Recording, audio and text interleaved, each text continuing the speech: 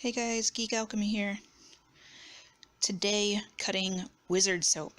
Pretty excited about this, although I am a little anxious because the colors have not stayed true to what I had originally put in. You can see here on the sides, it's getting almost a brown, dull shade.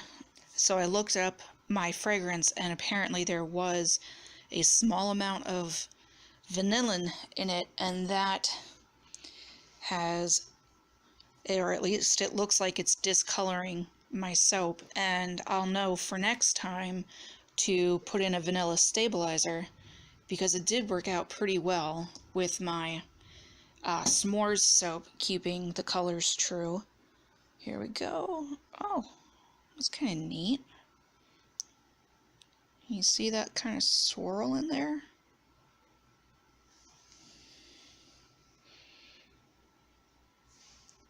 I don't know if you guys can see that. Focus. There we go. It kind of looks like a crescent moon the way it's swirled.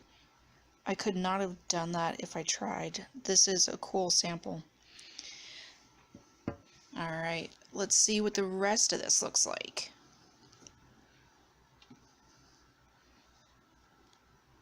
There we go. Alright.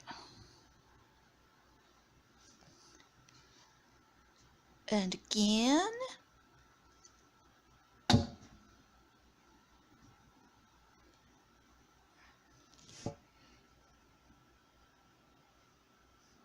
Oh, there's the black. I was starting to wonder. It's interesting. Now hopefully it doesn't completely discolor on me, like top has. Calm down. I swear every video I have she's barking. It's just not a soap video without a dog barking in the background. So here's the soap. It is a bit of a blue color, not so much purple like I was going for, so I'm going to have to make a note on that. It's really interesting the way that worked out. And what the heck happened? I'm totally out of frame now.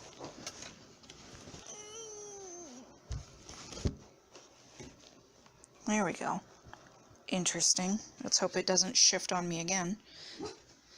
Alright, if you look right here in the center, the more pronounced shade isn't anything that I did on purpose. This is what happens when it gels. A lot of the colors will get darker and become more vibrant. So that will be an added element of mystery. See what it turns out like once we get through the curing. Gosh, I really hope this doesn't turn an ugly brown color. I mean, I guess it's not too big of a deal if it does, but I was really hoping for reds and purples, but you know, I'll take this gray shade that I'm getting.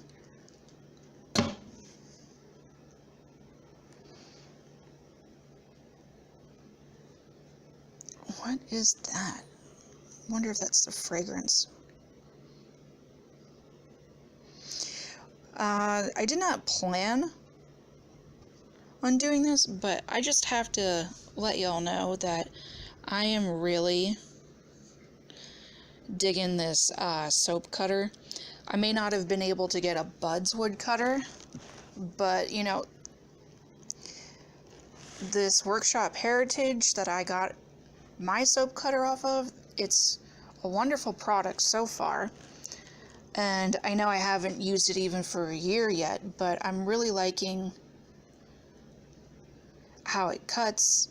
I like that I can, for storage purposes, take this apart and make it easier on myself by being able to break it down and take up less cabinet space. so I have more room for other things. Overall, I'm really enjoying it. So I'm not being paid to say any of this, of course. I just want to throw that out there.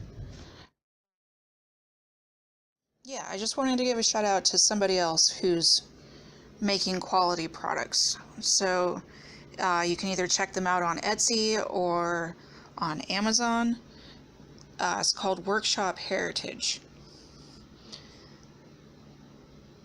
And I might end up running out of video space again because my phone kind of sucks. So as much as I don't want to, I may end up doing a bit of this in photos again. So we might end up doing a voiceover. So I apologize if that's what ends up happening. I gotta swirl this next time.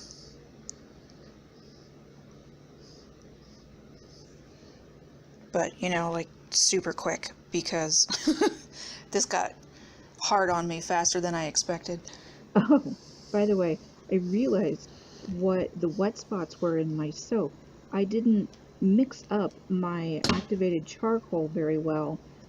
In fact, it was more water than it was anything else. So that's what all these wet spots are. It's not the fragrance behaving badly or anything like that. It's just simply excess water. And don't worry, it will evaporate out.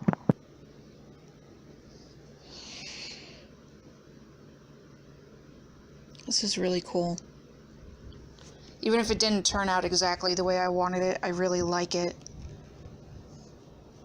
And like I said, I'll keep notes and I'll improve on the next batch.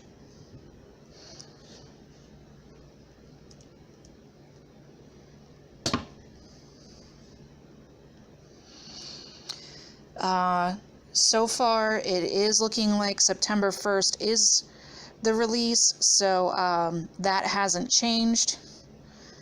So if you guys are excited about getting any of these soaps, September 1st is still our date to open. And the current samples we have are no less than 2 for every soap that I made this time around.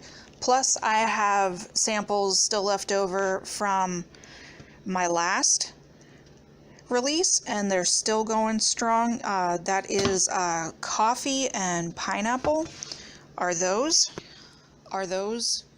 samples, like I said, ready to go. Plus I do have samples that I cut from some of the other soaps like Monk and Squirrel.